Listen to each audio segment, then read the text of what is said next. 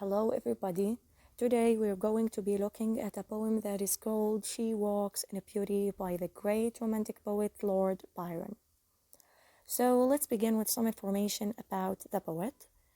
Lord Byron, who born as George Gordon Byron, a really famous British poet, he was known in the time he was living as somebody who was mad, bad, and dangerous, He lived a very short life from 1788 to 1824. Byron attended a fashionable party and met for the first time his cousin, Lady Wilmot Harton. The lady was so beautiful and she wore a morning dress, so he was so inspired and he wrote this poem. Okay, after this information, I'd like to start by reading the poem. She walks in a beauty. She walks in a beauty like the night of cloudless climes and starry skies, and all that's best of dark and bright meet in her aspect and her eyes, thus mellowed to that tender light which heaven to gaudy day denies.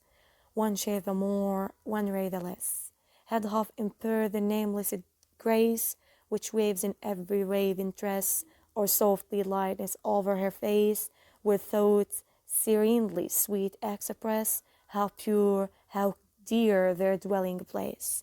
And on that cheek and over that brow, so soft, so calm, yet eloquent, the smiles that win, the tints that glow, but tell of days in godness spent, a mind at peace with all below, a heart whose love is innocent. If we look at the shape or the form of this poem, as we see, this poem has three stanzas, each consisting of 6 lines. Each stanza has a rhyme scheme of A, B, A, B, A, B. Okay, the poem also has a regular iambic tetrameter, 8 syllables per line. If we look at the first line, she walks in beauty like the night, 8 syllables. Okay, let's move to the first stanza. Now, if we looking at the opening line of this poem, she walks in a beauty like the night, we can immediately see that it's narrated in the present tense, walks, not walked, and this makes the woman's beauty seem eternal. Now, traditionally, a beauty and a purity is associated with brightness and light, but Byron here is comparing her to the night. So this simile of night is used to describe the woman's beauty, and this is break from the usual conventions of just using light to describe beauty. Of clouds, climes, and starry skies, the alliteration here highlights this contrast between light and dark. Meet in her aspect and her eyes. Meet in her aspect, meaning her facial features. So she's this perfect balance of mystery, of dark and bright.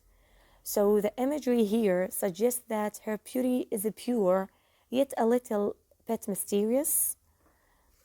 She is an ideal balance of dark and light, and she's an image of perfection. Okay, at the end, we have this reference to heaven. Thus mellowed to that tender light which heaven to gaudy day denies. The woman's beauty here is again compared to something quite out of this world. It's like the beauty that is found in heaven rather than in this world. Gaudy here means excessively bright. Okay, let's move to the second stanza. One shade the more, one ray the less. What is saying here in this opening lines is that one shade more of darkness and one ray more of light would impair the nameless grace, had half impaired the nameless grace. So he describes her beauty as being nameless and a kind of grace. Perhaps Byron here is struggling to describe her beauty, or softly, which waves in every raven tress. Raven, if something is raven, it's lake in color, it's dark, black. Here, Byron taking something that we might traditionally associate with negative connotations, but here he using this to show her ravishing beauty, or softly lightness over her face, where thoughts serenely sweet express how pure, how dear their dwelling place. So the woman's beauty is also shown in her mind. And this, as you will probably note, is the first reference to something that isn't her physical appearance. So now he's beginning to think more about her inner beauty as well.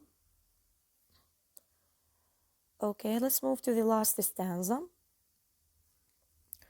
And on that cheek and over that brow, but still at the beginning of this last stanza, he focuses on aspects of her face. And he says that over the cheek and over that brow, so soft, so calm, yet eloquent. So he's saying that despite her soft locks, her face is quite eloquent. It's expressive. It tells a lot. The smiles that win, the tints that glow, and he focuses on her smile and the tints that glow. But till of days in godness is spent.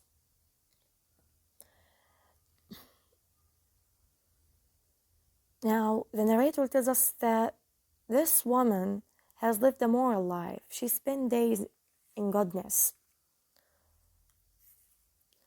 And the poem ends with these two lines: a mind at peace with all below, a heart whose love is innocent.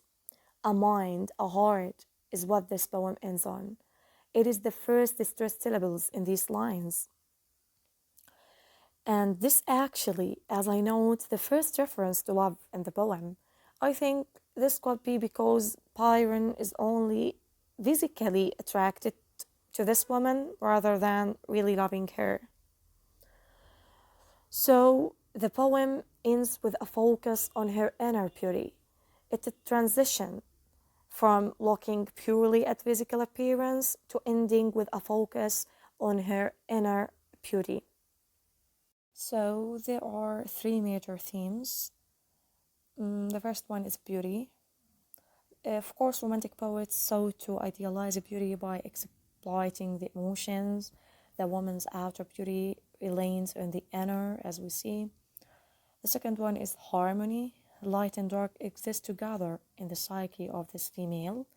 Opposite qualities delicately balanced by producing something extra. Mind and body. Purity of thought leads to the appearance of beauty. Innocence and love combine, resulting in fine features. Okay, this is all about this poem. I really hope you've enjoyed this presentation, and thank you.